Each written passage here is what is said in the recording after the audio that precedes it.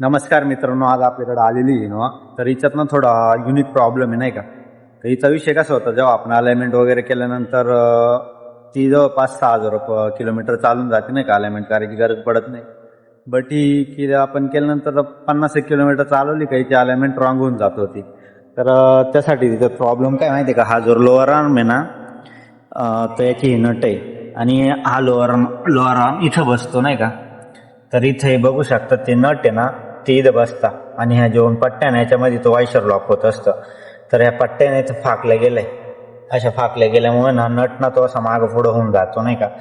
Tight जरी असला ना तो तरी मागं पुढं होऊन जातो आणि मागं पुढं होऊन गेल्यानंतर ना अलाइनमेंट चुकून जाते गाडीची. आणि अलाइनमेंट चुकल्यानंतर गाडी एक साईडला ओढायला सुरू करते.